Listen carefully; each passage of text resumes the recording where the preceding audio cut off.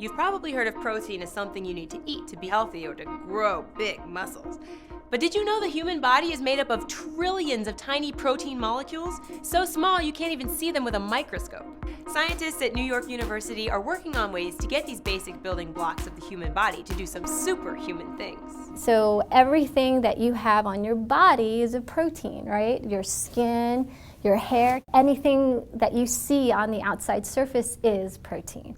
And this is Carla, one of her students working in the lab. Proteins have different roles. For example, just like there are construction workers and businessmen and bankers, in the real world, there are different proteins to accomplish different things inside our bodies. We've taken it one step further and taken an engineering approach and seeing what proteins can really do for us beyond what nature thought of. And this is where it gets really cool. These scientists are working to take the best qualities from various proteins and combining them to make a super protein. These super proteins could potentially be used by doctors to cure cancer or grow bone tissue. Wow, you're good. Thanks. So, how do we do this? How do we make a new protein that's never been thought of? Well, you're gonna need some supplies. First ingredient, bacteria.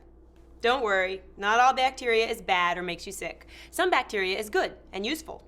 The bacteria to make this protein is natural. So instead of harsh chemicals, it's better for the environment and safer for the scientists that use them. You can imagine that it's like a factory that's supposed to be making something. A lot like car workers in Michigan. They know that they're supposed to be making something, but they just haven't received the designs yet. That's where DNA comes into play. DNA is a set of instructions in every cell of your body and in all living things. It has all the information needed to determine whether you'll be a tree, a grasshopper, or a human being. DNA is the blueprint needed to make up all those tiny proteins that make you. We use DNA to tell these little microorganism factories how to make protein. We take our DNA and take our little bacteria, we put them in a mixture, and we electrocute them essentially so that the bacteria gets this shock. And then what happens is on the surface of the bacteria, its pores become wider. So when the pores become wider, the DNA gets access through the bacteria so that it can go inside the bacteria. Bacteria now are very sad because they've been shocked. What we do is we add very rich nutrients so that the bacteria can be happy. And so we add that and we incubate them at a nice temperature where the bacteria are happiest. The next step would be growing the cells that we've introduced the DNA to on a plate of gel nutrients. And then we pick that single bacterial colony so that it can grow in kind of these large triangular shake flasks. And as we feed them, they start to divide. 1 becomes 2, 2 become 4, divide by 2. That divides by 2. Within hours, you can have yourself billions of cells, starting from just a few of them.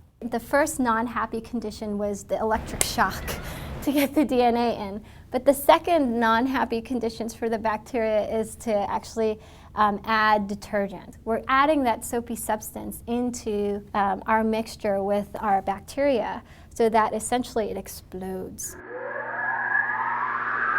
Their guts are all over the place, but really, we just want that nice gold nugget of protein that we've made inside that individual cell. So that's kind of the equivalent of blowing up the factory and trying to find out where the car is inside the factory.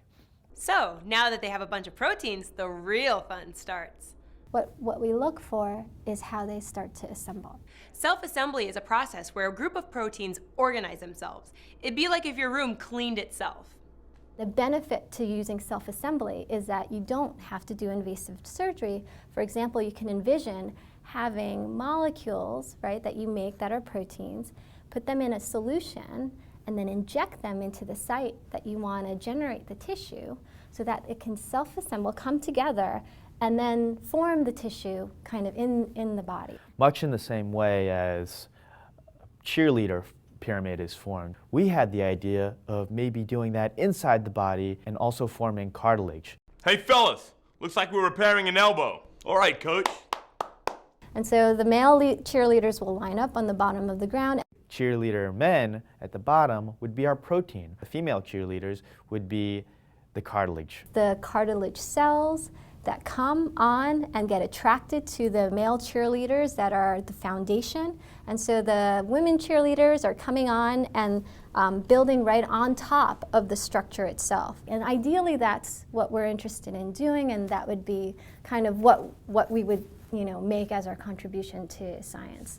C-A-R-T-I-L-A-G-E, cartilage, woo!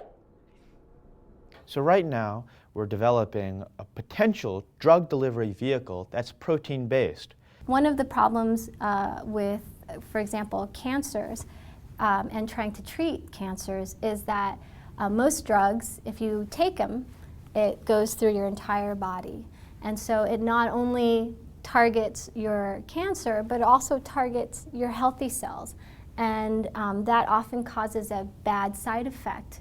Our proteins can serve as a delivery agent. He can actually not only hold the pill, but actually travel to the site of the body where the disease resides. He knows where the cancer is because it's warmer than the rest of the cells. I think it's warm in Sector B. And so he'll be like, oh, I feel warmth. I'm going to walk towards the warmth and then say, oh, I found it. I found it.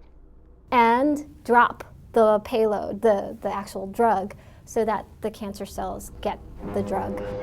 Mission accomplished. The thing that I love most about being a scientist is being able to think of something right in my head that's made out of proteins, and going from something as simple as that to making something like an organ or treating disorders like cancer. Oh, that is so beautiful. I want to be a scientist. Maybe I can self-assemble you a lab coat and a PhD.